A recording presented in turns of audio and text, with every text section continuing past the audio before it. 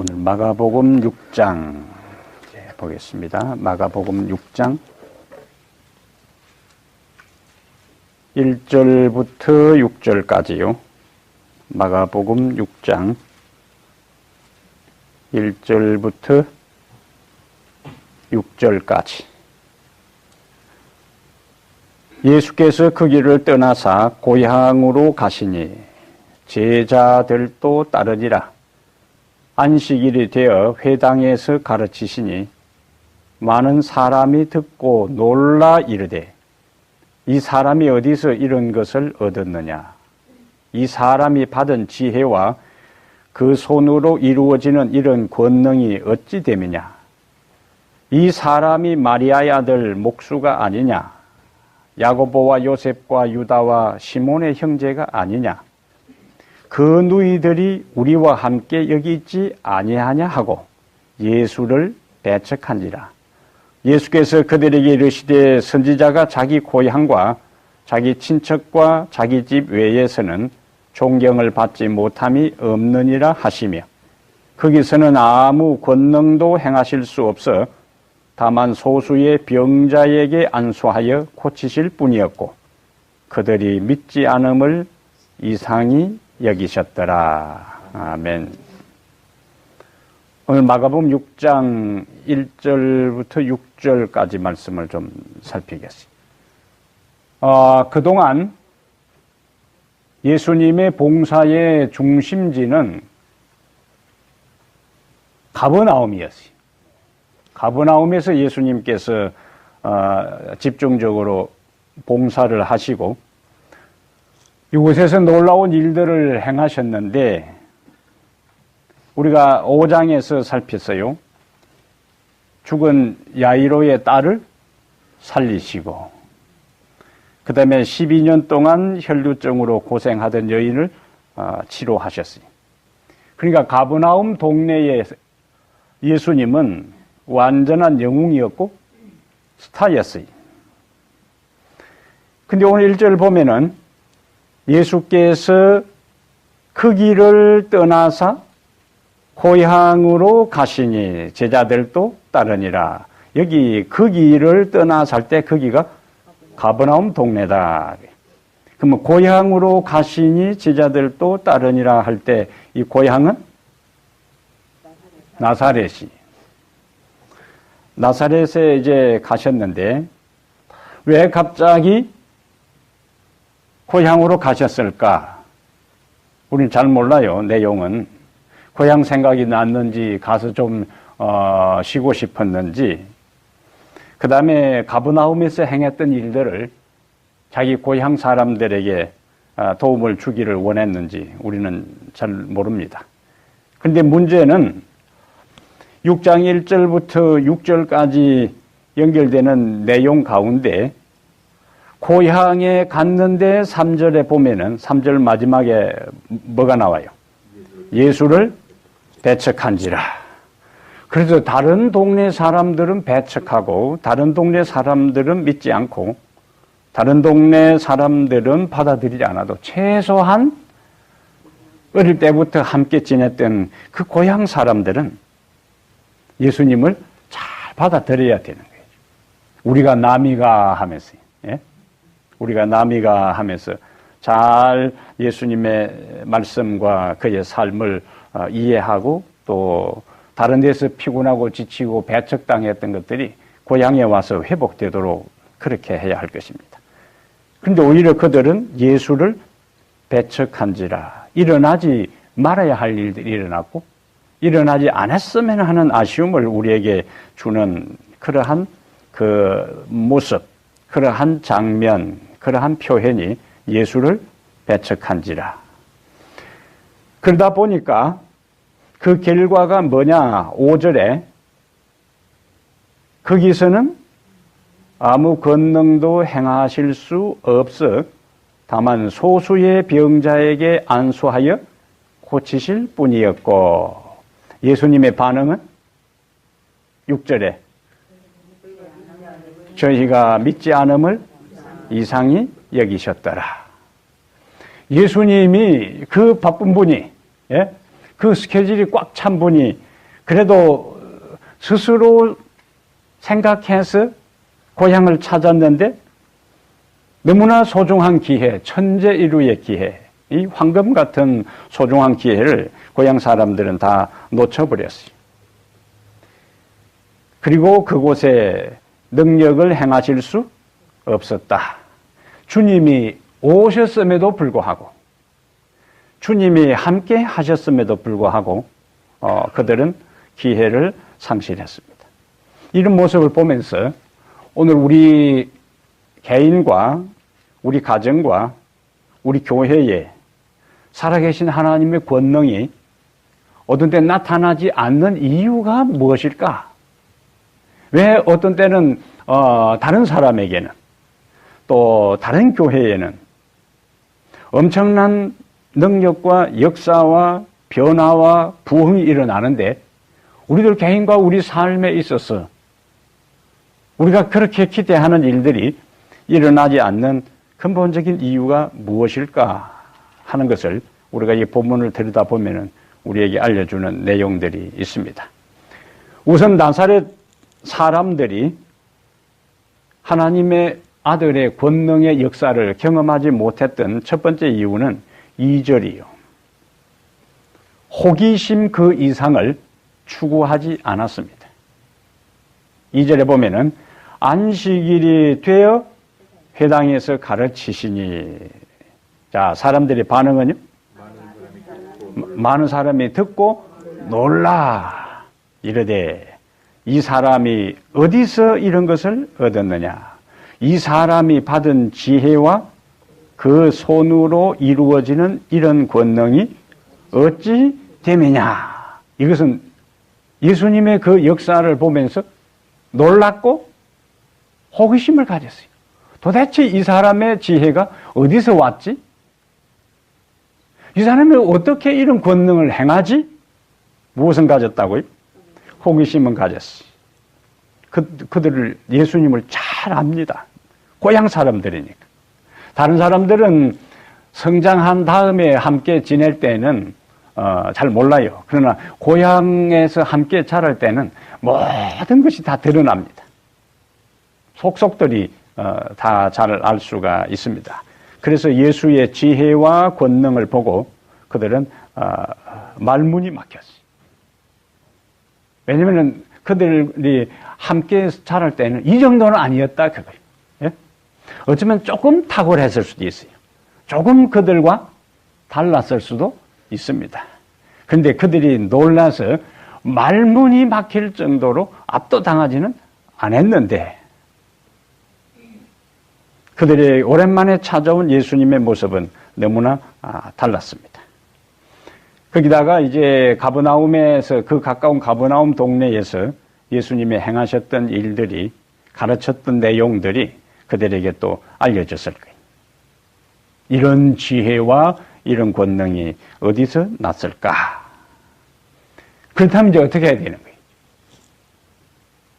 원래는 그들하고 같다고 생각했고 뭐 별반 차이가 없는 한 마을의 젊은이라고 생각하고 동료들은 같은 자기들하고 비슷한 청년이라 생각했을 테고 그 마을의 어른들은 자기 아들하고 뭐 비슷하게 생각했을 텐데 근데 막상 몇 년 만에 만났을 때에 엄청난 변화가 있었다면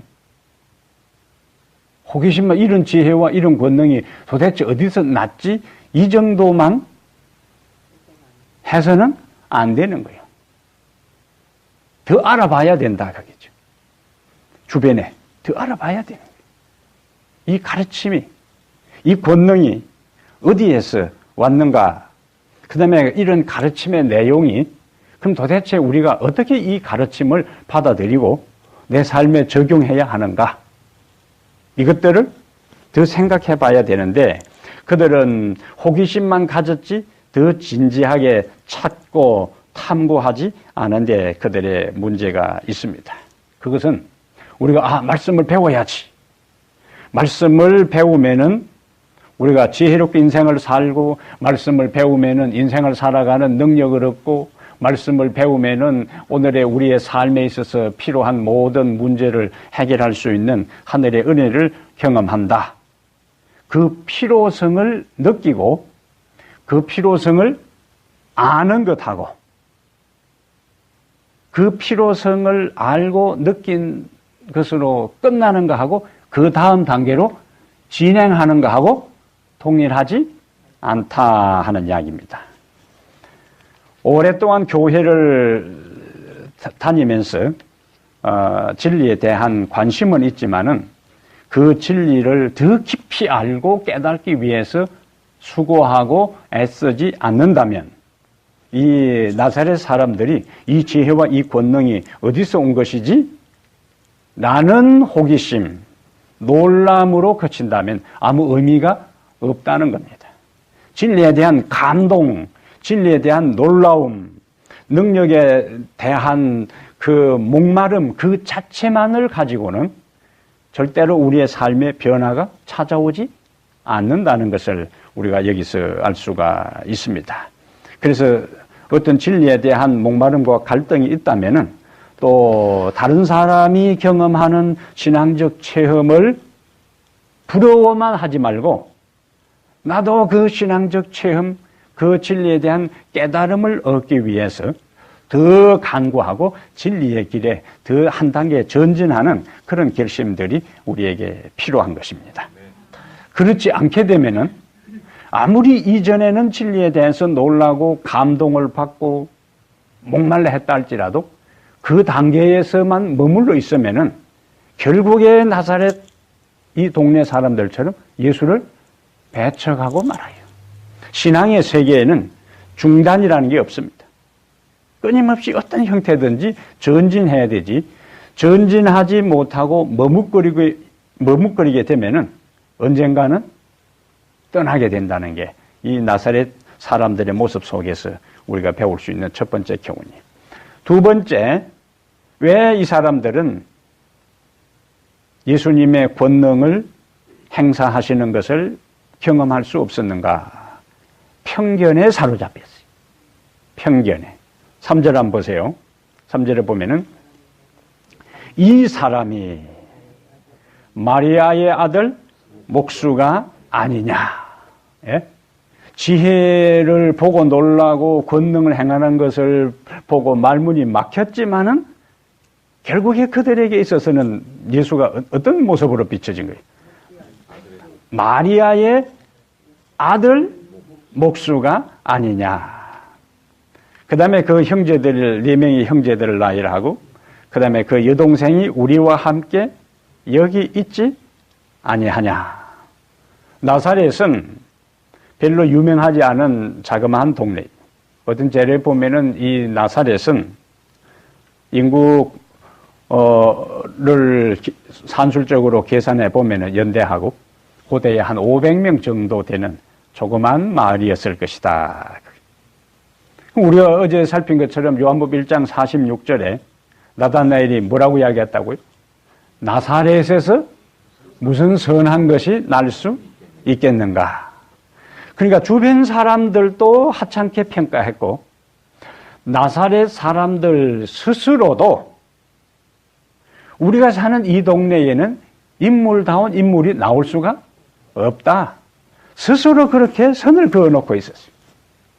이 동네는 탁월한 인재와 인물이, 걸출한 인물이 나올 수가 없는 동네인데 저 예수와 같은 인물이 정상적인 인물이 아니라는 이야기예요.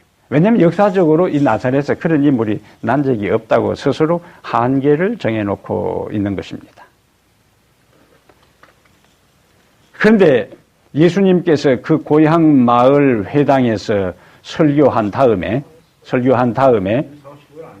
그들의 평가가 뭐냐면은 3절에 이 사람이 요셉의 아들도 아니고 누구의 아들이라고요? 마리아의 아들. 마리아의 아들이라는 것을 강조하는 것은 어떤 의미가 있을까요?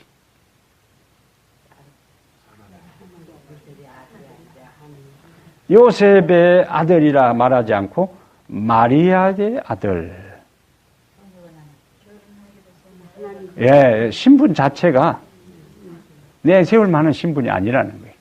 어쩌면은 결혼하기도 전에, 어쩌면은 사생자, 그 다음에 요셉의 이름이 언급되지 않은 것을 보면은 어쩌면은 홀 어머니 밑에서 자라난 아들. 이러한 것들이 함축적으로 이 사람이 마리아의 아들. 그러니까 출생 성분, 탄생 배경, 성장 배경이 크게 평가할 만한 배경은 아니다. 그 다음에 목수가 아니냐. 뭐가 깔려 있을까요? 직업에 대한 선입감과 편견이에요. 그러면은 예수님께서 그의 아버지를 도와서 목공소에서 일을 했을 테니까 그 요셉의 목공소에 사람들이 이제 이런저런 걸 맡겼을 거 아니에요? 물건을 만들어 달라고 부탁도 했을 때요. 쟁기도 부탁했을 테고, 예? 이런저런. 그 다음에 또 집을 고칠 일이 있으면은 아버지하고 함께 갔을 수도 있고, 아버지가 돌아가시고 난 다음에는 예수님이 어디 집에 가서 문도 만들어주고 이런저런 작업들을 했을 것이다. 그러면은 그 뭐 먼지 둘러쓰고 집에 와서 묵묵하게 일하는 그 젊은이. 목공소에서 일했던 젊은이. 자기 집에 와서 일하면은 묵묵하게 성실하게 일하고 감사하다고 또 그 일당 주면은 고맙다고 인사하고 갔던 젊은이.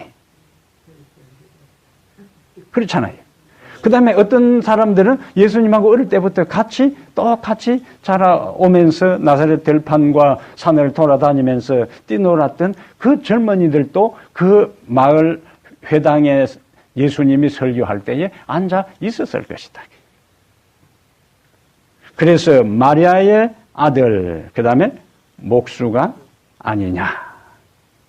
30년 동안 그들이 지켜봤던 예수는 너무나 평범했던 그러한 예수였습니다. 그러니까 이러한 것들이 어떤 반응을 초래했는가?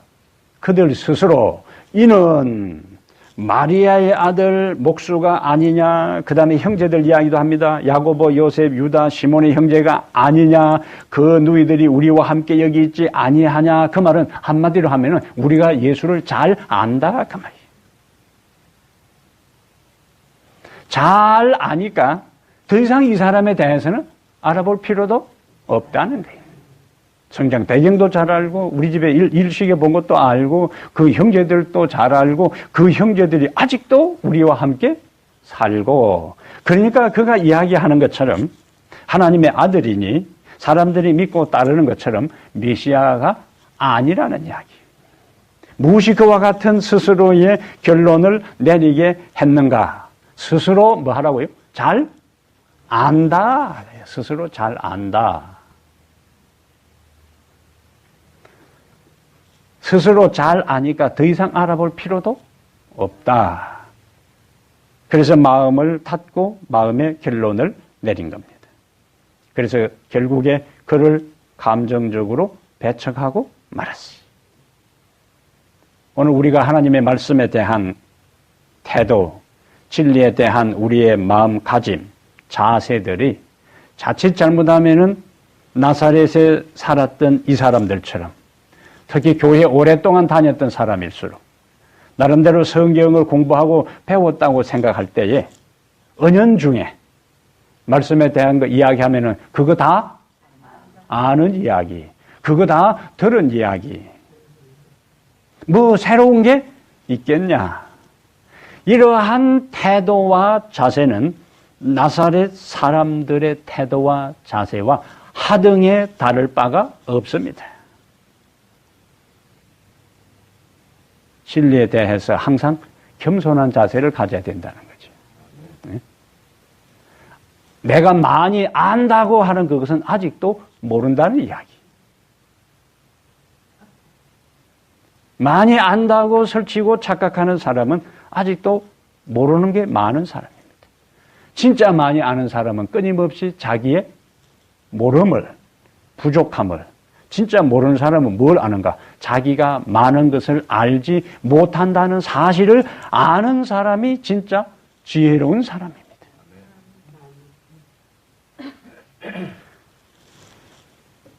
전도사 시절에 설교를 하고 가르칠 때에 제일 자신 있게 합니다. 그때는 뭐 다 달통한 느낌이 들어요. 근데 2년, 3년, 5년 전에 연구해 놓은 거, 설교해 놓은 강목을 보면은 도저히 그것을 다시 사용할 수가 없습니다. 그 원고를 다시 훑어보면은 부끄러워서 이 내용을 가지고 어떻게 설교했을까? 논리 전개나 설명이나 해석이나 모든 것들이 어설프기 짝이 없습니다. 엉성하기 그지 없습니다. 우리가 많이 안다는 영적 교만과 영적 지식에 대한 그 모든 자만에서 벗어났어요. 언제나 하나님 나에게 말씀하여 주십시오. 저는 주님의 진리에 대해서 아는 것이 많은 것이 아니라 모르는 것이 많은 사람입니다. 그렇게 할 때에 우리는 어떤 태도를 가질 수 있는가? 배우고자 하는 열린 마음을 가지고 누구에게나 어떤 상황에서나 진리에 대해서 끊임없이 받아들이고 굴복하고 진리를 이전에 알고 있는 깨달은 진리에서 또 새로운 깨달음을 통해서 더 깊이, 더 넓게 진리를 깨닫는 놀라운 경험의 자세를 가질 수가 있습니다. 편견에서 우리가 이제 벗어나야 되는 거예요. 진리를 알기 위한 진지한 노력과 수고가 우리에게 필요한 거예요. 이 정도면 됐지. 뭐 더 복잡하게 그렇게 하면 안 된다 그거죠. 왜냐하면 우리의 그 지성과 지력은 구원받은 다음에도 끊임없이 무한한 세월을 통해서 하나님의 전지한 영역으로 계속 성장해야 할 역할, 그 가능성이 우리 앞에 펼쳐져 있기 때문에 이 땅에서도 그 배움과 깨달음은 쉼이 없어야 되고 하늘에서도 우리의 깨달음과 그 진리를 향한 열정과 탐구는 중단되지 않을 것입니다. 계속 우리는 그것을 따라 나가야 되는 진리를 찾기 위한 노력. 절대로 진리가 쉽게 그냥 호미로 긁어서 나오는 것이 아니라는 거지. 어떤 신학생이 시험을 치는데 도저히 답이 생각이 나지 않아요. 그래서 백지를 낼 수가 없어서 고민하다가 그 밑에다가 하나님은 정답을 아신다. 그리고 나는 그 정답에 동의한다. 이렇게 써놨어요. 하나님이 아시는 정답에 내가 100% 동의한다. 그렇게 써놨어요. 교수가 채점을 해서 학생에게 돌려주는데 하나님 해서 100점 해놓고 학생 이름을 써 그 밑에 빵점 동그라미를 하나 쳐놨어요. 분리해서 교수가 채점을 했습니다. 하나님의 진리를 다 알고 계시지만은 동의만 하고 있어서는 안 된다는 거지요. 하나님이 알고 있는 그 진리에 우리가 뭐요? 끊임없이 나의 깨달음으로 전환되게 하기 위해서 전진해야 된다는 거죠. 내 편에서의 수고와 노력이 있어야 한다는 이야기입니다. 마지막 부분에서 그들은 왜 하나님의 능력을 예수님의 권능을 경험할 수 없었는가? 5절에 거기에서는 아무 권능도 행하실 수 없어 다만 소수의 병자에게 안수하여 고치실 뿐이었고 그들이 믿지 않음을 이상히 여기셨더라. 왜 권능을 행하실 수 없었는가? 그들의 불신이었습니다. 다수가 다 예수님에 대해서 잘 안다 하고 호기심만 가졌기 때문에 결과적으로 그들은 예수님을 하나님의 아들로 믿지 않았고 메시아로 받아들이지 않았습니다. 그러니까 그들에게 능력을 행사할 수가 없습니다. 사복음서에 예수님께서 두 형태의 모습에 놀라는 장면이 나오는데 하나는 믿음 있음에 놀라고 하나는 믿음 없음에 놀랍니다. 백부장을 볼 때는 이 사람과 같은 믿음을 가진 사람 본 적이 없다. 그렇게 이야기해요. 여기에서는 그들이 믿지 않은 불신에 대해서 또 놀라는 거예요. 믿음 있음에는 예수님께서 권능으로 보너스를 주시고 불신에는 침묵으로 떠남으로 그들에게 응수하십니다. 그래서 사복음서와 시대소망과 비교해서 볼 때에 예수님께서 나사렛에서 이렇게 말씀을 전하신 다음에 다시는 나사렛을 방문한 적이 없습니다. 그들에게 주어진 천재 이루의 기회를 그들은 상실하고 말았어요. 그래, 마지막 우리가 생각할 것은 모두가 다수가 믿지 않는 것처럼 보였지만은 그래도 소수의 병자에게 안수하여 고쳤다는 이야기는 그들은 믿었다는 거예요. 그래서 아무리 다수가 호기심으로 끝나고 편견에 사로잡혀서 진리를 따르지 않고 반응하지 않고 동참하지 않는다 할지라도 그 가운데서도 소수의 사람들이 믿는 사람이 있는 것처럼 엘리야 당시처럼요. 엘리야 혼자 남았다 할지라도 7천에 무릎을 꿇지 아니한 사람이 있었던 것처럼 오늘 이 시대에도 어쩌면 다수가 진리에 무관심하고 편견에 사로잡혀 있는 것처럼 보여도 준비되고 믿음 있는 사람이 있는데 바로 그 소수의 준비되고 믿음 있는 사람들 무리에 속하게 되기를 바랍니다. 기도하겠습니다. 하나님 우리 아버지, 이 아침 우리에게 주께서 말씀하신 그 권능이 나타나지 아니한 이유가 무엇인지를 잠깐 살펴보았습니다. 우리에게 소수라 할지라도 좁은 길을 통하여 진정한 믿음 있는 사람 되게 해 주시옵소서. 예수님 이름으로 기도합니다. 개인 기도 이제 드리겠습니다.